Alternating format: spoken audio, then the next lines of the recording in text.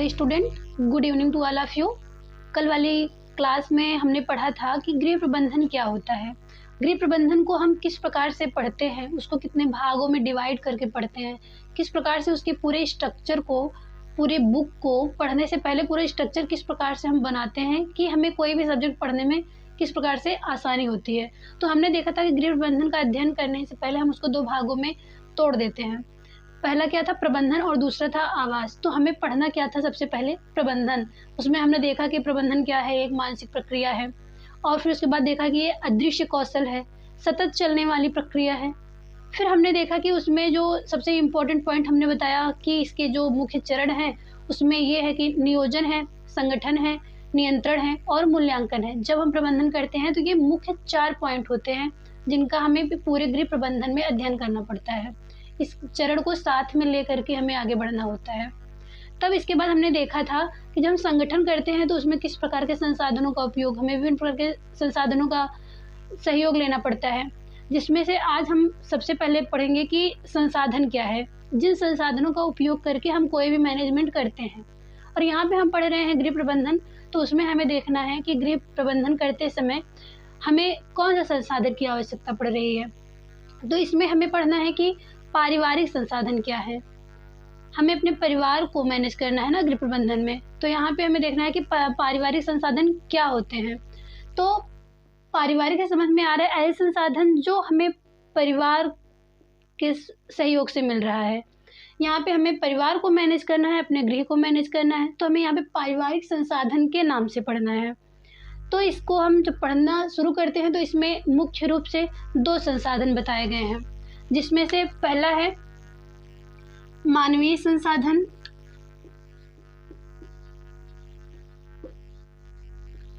मानवीय संसाधन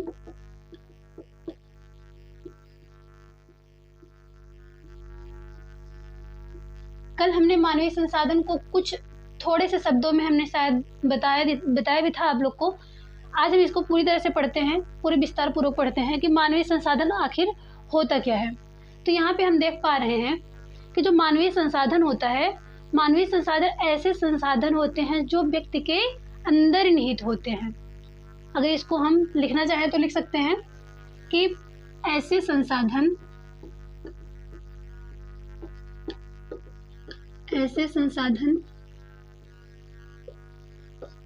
जो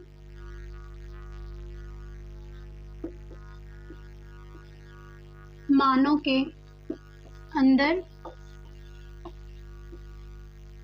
निहित होते हैं,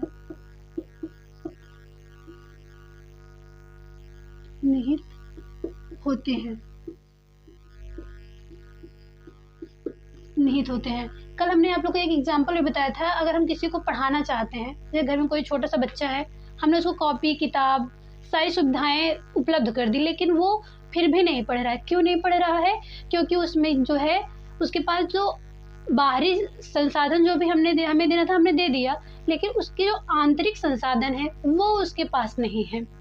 जैसे उस बच्चे में क्या है, इंटरेस्ट नहीं होगा, रुचि नहीं होगी, इच्छा नहीं है, या फिर वो उसके अंदर वो क्षमता ही नहीं है कि वो उस विषय को पढ़ सके। तो यहाँ पे हम बता पा रहे हैं कि ऐसे संसाधन जो मानव के अंदर निहित होते हैं वो क्या कहलाते हैं, मानवीय संसाधन कहलाते हैं।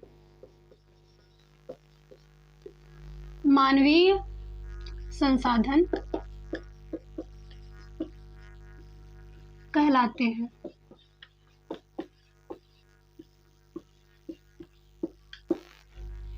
उदाहरण इसका हम देख सकते हैं, व्यक्ति की इच्छा, रुचि और उसके जो कुछ व्यक्तिगत जो योग्यता है, व्यक्तिगत योग्यता, ये क्या है, मानवीय संसाधन है। जिसका हमारे पास अमानवीय संसाधन हो या ना हो उसमें हम कुछ ना कुछ मैनेज कर सकते हैं, लेकिन अगर व्यक्ति के अंदर मानवीय संसाधन ही ना हो, खास करके जब हम पारिवारिक संसाधन की बात करते हैं, परिवार के मैनेजमेंट की बात करते हैं, तो वहाँ पे हमें सबसे ज़्यादा इम्पोर्टेंट हमारे लिए हो जाता है कि हमारे पास मानवीय संसाधन का होना बहुत ही आवश्यक होता है। इसके बाद हमें पढ़ना है कि दूसरा पॉइंट इसमें है कि अमानवीय संसाधन क्या होते हैं। अमानवीय संसाधन, अमानवीय संसाधन, अमानवीय संसाधन, अमानवीय संसाधन जब हमने पढ़ लिया कि मानवीय संसाधन ऐसे संसाधन होते हैं जो व्यक्ति के अंदर निहित होते हैं। अब हमें देखना है कि अमानवीय संसाधन क्या होते हैं। ऐसे संसाधन जो हमें धन के द्वारा मिलता है, जो भौतिक संसाधन है, जो बाहरी रूप से मिलते हैं, जो व्यक्ति के अंदर नहीं निहित है, इसको हम कहते हैं ऐसे संसाधन। इसको नॉर्मल अगर हम देखें तो भौतिक संसाधन को ही हम अमानवीय संसाधन कहते हैं। भौतिक संसाधन,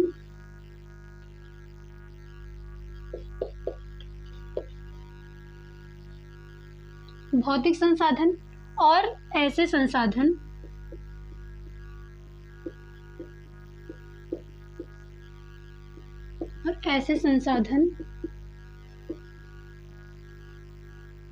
जो हमें धन के द्वारा प्राप्त हो रहा है,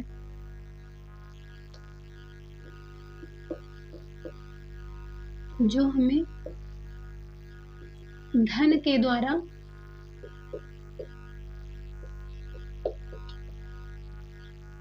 प्राप्त होता है। ऐसे संसाधन जो हमें भौतिक रूप से प्राप्त हो रहे हैं और ऐसे संसाधन जो हमें धन के द्वारा प्राप्त हो रहे हैं, इन संसाधनों को हम क्या कहते हैं? अमानवीय संसाधन कहते हैं। अमानवीय संसाधन में जैसे हम देख सकते हैं,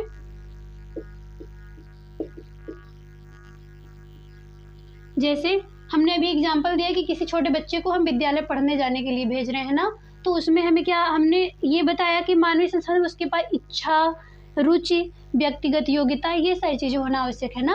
लेकिन अमानवीय संसाधन में हम देखते हैं कि उस बच्चे के पास किताब, कॉपी या फिर विद्यालय जाने के लिए रास्ते में आने जाने के लिए उसके पास साइकिल का होना आवश्यक है, पेन, पेंसिल, जो भी ये बाहरी चीज़ें हैं, ये सब अमानवीय संसाधन के अंतर्गत आते हैं। इसमें हमें लिखना है जैसे किताब हो गया, किताब हो गया। और अगर हम बेसिकली यहाँ पे देख पा रहे हैं कि पारिवारिक संसाधन का हमें प्रयोग करना है, तो यहाँ पे हमें जैसे हमें भोजन बनाना है तो उसके लिए हमें कौन से प्रकार की सामग्रियों की आवश्यकता हो रही है।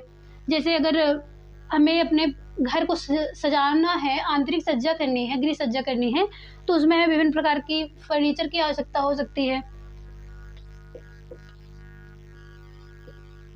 हमें फर्नीचर की आवश्यकता पड़ रही है। फर्नीचर के बाद यहाँ पे हम कोई भी ऐसी चीज़ जो हमें धन के द्वारा प्राप्त हो रही है, उसको हम कह सकते हैं कि वो अमानवीय संसाधन है। और इसमें सबसे इम्पोर्टेंट बात ये होती है कि जो मानवीय संसाधन होते हैं, ये जो मानवीय संसाधन होते हैं, ये जन्मजात होते हैं। इसको अगर हम एक शब्द में देख सके तो जो मानवीय संसाधन होते हैं, ये जन्मजात होते हैं।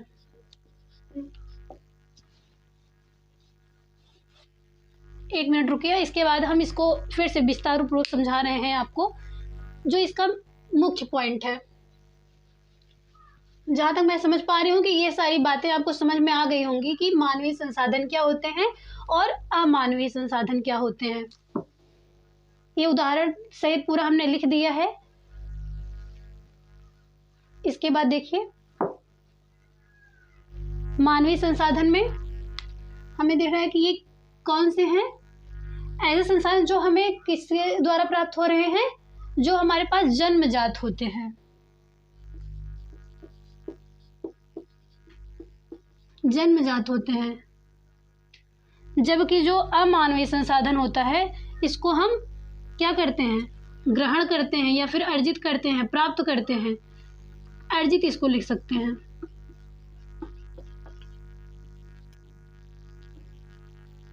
और जो जन्मजात होते हैं उसे वो हमें जन्म से प्राप्त होते हैं। किसी भी व्यक्ति की जो बुद्धि होती है उसको हम खरीद नहीं सकते हैं, बल्कि वो उसे खुद से जन्म के साथ ही प्राप्त हुई रहती है। इन सब के बाद हमें पारिवारिक संसाधन तो हमने पढ़ लिया है, लेकिन पारिवारिक संसाधन के लिए हमें किस चीज़ों की आवश्यकता पड़ रही है कि हमें अपने परिवार का संसाधन करना है, प्रबंधन करना है। तो इसके लिए हमें परिवार के विभिन्न लोगों के सहयोग की ज़रूरत होती है। बिना सहयोग के हम किसी भी कार्य को हम सफल नहीं कर सकते हैं। तो इसके लिए हमें देखना है कि हमें परिवार के जो लोग हैं, हमारा छोटा परिवार है या बड़ा परिवार है, परिवार के बढ़ने के साथ साथ हमें बहुत सी ऐसी चीज़ें देखने को मिलती हैं जिसमें कभी देखा जाता है कि हमारा परिवार छोटा है, बड़ा है, किस अवस्था में परिवार हमारा बड़ा हो गया है, कब हमें पैसों की ज़्यादा आवश्यकता है। क्योंकि हमें यहाँ संसाधन पढ़ रहे हैं ना, तो हमें ये देखना है कि हम जो संसाधन हमारे पास हैं वो हमें किस अवस्था में कितना उपलब्ध कर पा रहे हैं, कितना नहीं उपलब्ध कर पा रहे हैं। तो यहाँ पे हमें पढ़ना है कि जो हमारा परिवार होता है, परिवार को कितनी अवस्थाओं में बांट दिया गया है। कल हमने कहा था ना कि गृह प्रबंधन का पूरा स्ट्रक्चर, इंट्रोडक्शन तो हमने पढ़ लिया कि किस प्रकार से पढ़ना है, लेकिन अब इसके आगे हम एक एक पॉइंट को डीपली पढ़ना शुरू करते हैं। अब हमें यहाँ पढ़ना है कि पारिवारिक जीवन चक्र की कितनी अवस्थाएं होती हैं। तो हमें देखना है कि पारिवारिक जीवन चक्र की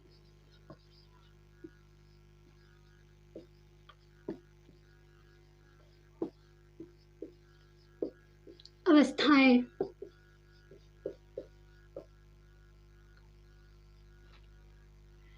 पारिवारिक जीवन चक्र की अवस्थाएं। हमें पारिवारिक जीवन चक्र की अवस्थाएं क्यों पढ़ना पड़ रहा है? क्योंकि हमने पढ़ा अभी कि पारिवारिक संसाधन, हमें अपने परिवार को मैनेज करना है तो हमें विभिन्न प्रकार के संसाधनों की आवश्यकता हो रही है। तो इसके साथ ही साथ हमें ये भी देखना है कि उन संसाधनों को उपलब्ध करने के लिए हमारे पास कुछ आय है परिवार में कि नहीं है, हमारे पास कुछ बचत है कि नहीं है। कभी अचानक से अगर किसी भी चीज़ की आवश्यकता पड़ रही है तो हम उसको उपलब्ध कर सकते हैं या फिर नहीं कर सकते हैं। तो इसके लिए हमें सबसे पहले पढ़ना पड़ेगा कि पारिवारिक जीवन चक्र की अवस्थाएं, हमारे परिवार को कितनी अवस्थाओं में बांट दिया गया है। सबसे पहले हम इसमें पढ़ते हैं प्रारंभिक अवस्था। पारिवारिक जीवन चक्र की अवस्था में हम सबसे पहले पढ़ते हैं प्रारंभिक अवस्था। प्रारंभिक अवस्था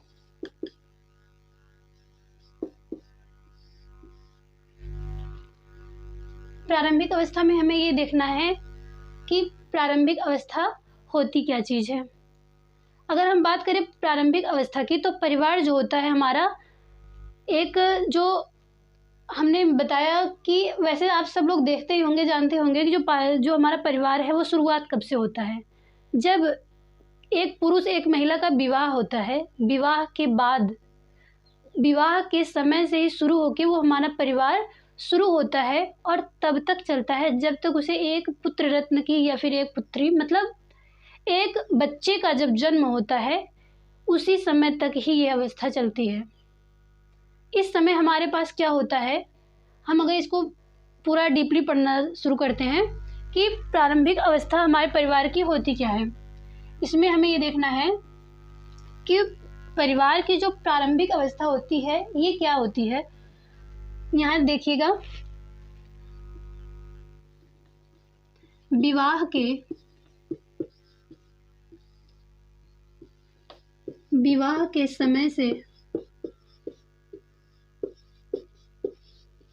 के समय से प्रारंभ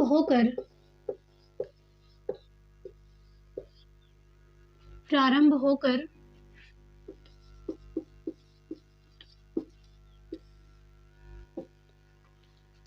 एक बच्चे के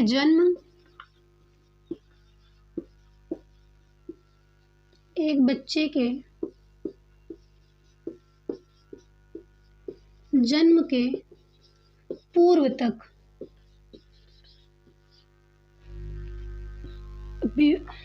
विवाह के समय से प्रारंभ होकर एक बच्चे के जन्म के पूर्व तक ये अवस्था चलती रहती है।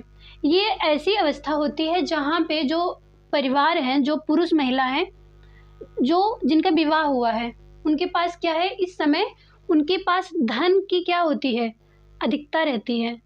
मतलब कि इस समय उनके पास ज़्यादा खर्च नहीं होते हैं, उनके पास पैसे बहुत ही मात्रा में बच सकते हैं, वो बचा सकते हैं, और ऐसे समय में वो अपने परिवार के लिए ढेर सारे संसाधनों को उपलब्ध कर सकते हैं। लेकिन इसके बाद की जो अवस्था होगी, द्वितीय अवस्था, द्वितीय अवस्था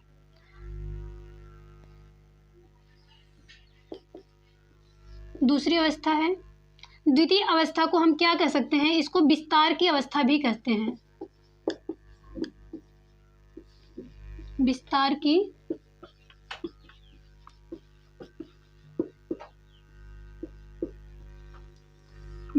की अवस्था। विस्तार की अवस्था क्या होती है, हमें यहाँ देखना है कि अभी हमने पढ़ा कि प्रारंभिक अवस्था, प्रारंभिक अवस्था जो है विवाह के समय से प्रारंभ होकर एक बच्चे के जन्म तक चलती है। लेकिन अब हमें पढ़ना है कि विस्तार की अवस्था। आप लोग देखते होंगे कि जब तक परिवार में एक छोटा सा बच्चा जब तक छोटा है वो तब तक ठीक है, लेकिन उसके बाद विभिन्न प्रकार के परिवार में खर्च बढ़ते जाते हैं।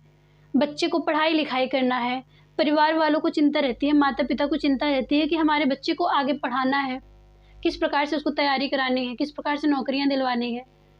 तो इसके लिए क्या आवश्यक होता है, विभिन्न प्रकार के संसाधनों की आवश्यकता होती है। हमें उसके लिए सारी चीज़ें उपलब्ध करनी होती है कि वो किस प्रकार से शिक्षा ग्रहण करेगा।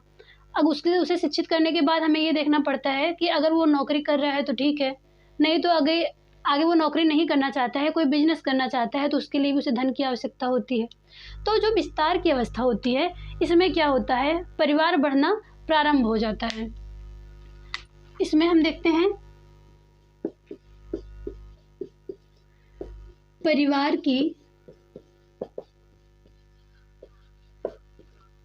की संख्या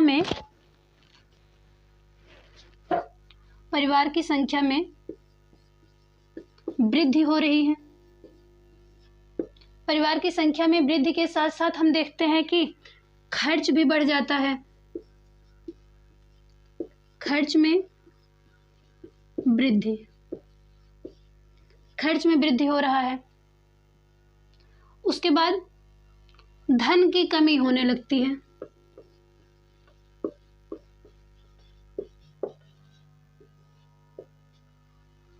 ये जो विस्तार की अवस्था होती है, अभी इसके पहले वाले में हमने देखा था कि यहाँ पे बच्चे के जन्म के पूर्व तक ही चल रही है, लेकिन इस अवस्था में देखना है कि हमारा परिवार जो है, परिवार की संख्या बढ़ती जा रही है।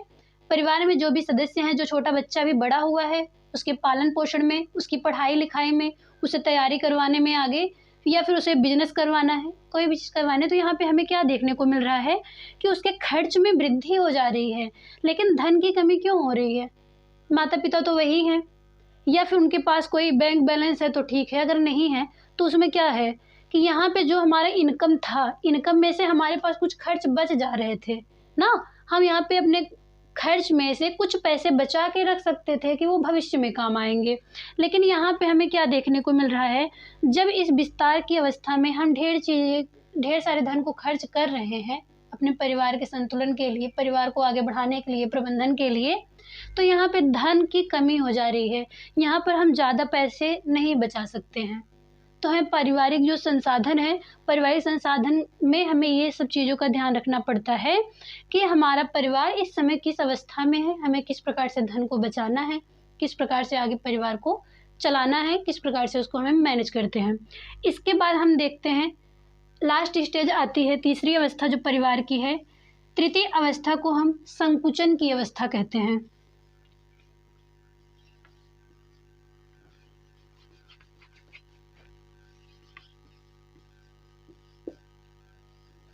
संकुचन की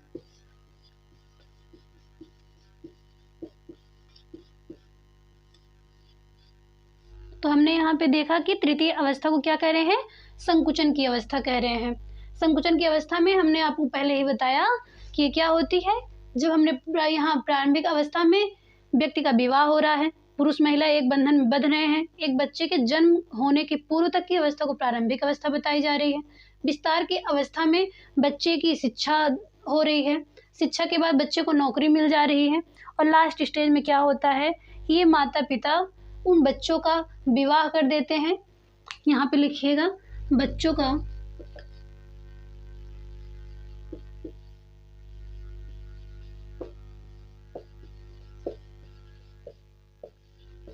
का विवाह हो जा रहा है, सफलता प्राप्त कर लेते हैं, सफलता प्राप्त करते हैं।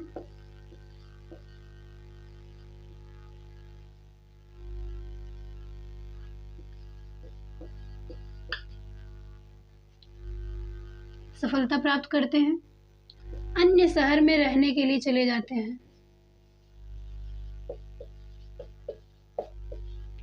अन्य शहरों में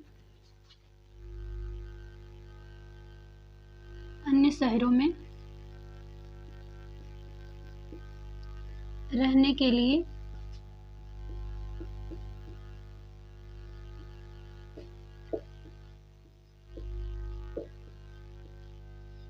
लिए चले जाते हैं, और अंत में परिवार में सिर्फ और सिर्फ वही माता पिता अकेले बचते हैं। इस अवस्था को हम क्या बता रहे हैं, संकुचन की अवस्था। ये सारे स्टेप हैं। हमने पढ़ा पारिवारिक संसाधन क्या होता है, पारिवारिक संसाधन में हमने पढ़ा मानवीय संसाधन और अमानवीय संसाधन। जो मानवीय संसाधन है वो जन्मजात होते हैं, और जो अमानवीय होते हैं वो हमने देखा कि वो जो हम धन के द्वारा प्राप्त कर रहे हैं। इसके बाद हम देख रहे हैं कि पारिवारिक जीवन चक्र क्या है। संसाधन को पढ़ने के बाद हमें परिवार की आवश्यकता पड़ी, उस संसाधन का उपयोग हमें कब और कैसे प्राप्त हो रहा है। इसके बाद हम देख पा रहे हैं कि जो पारिवारिक जीवन चक्र की अवस्था है वो मुख्य रूप से 3 भागों में बांट दी गई है, प्रारंभिक अवस्था, विस्तार की अवस्था और संकुचन की अवस्था। प्रारंभिक अवस्था में विवाह और बच्चे के जन्म तक, विस्तार की अवस्था में बच्चे की पढ़ाई लिखाई, नौकरी प्राप्त करने तक, और संकुचन की अवस्था में माता पिता अपने बच्चों का विवाह कर देते हैं और वे कई अन्य शहरों में जाके रहने लगते हैं, और लास्ट स्टेज में वही माता पिता अकेले बचते हैं। जहाँ तक मैं समझ पा रही हूँ कि सारे कॉन्सेप्ट आपको क्लियर हो गए होंगे। अगर इसमें कोई भी समस्या आप लोग को आती है, कोई भी ऐसा पॉइंट हो जो न समझ में आया हो, उसे आप लोग कमेंट बॉक्स में ज़रूर डाल दीजिएगा। नेक्स्ट क्लास में हम आपको पूरी तरह से समझाने की कोशिश करेंगे। Thank you.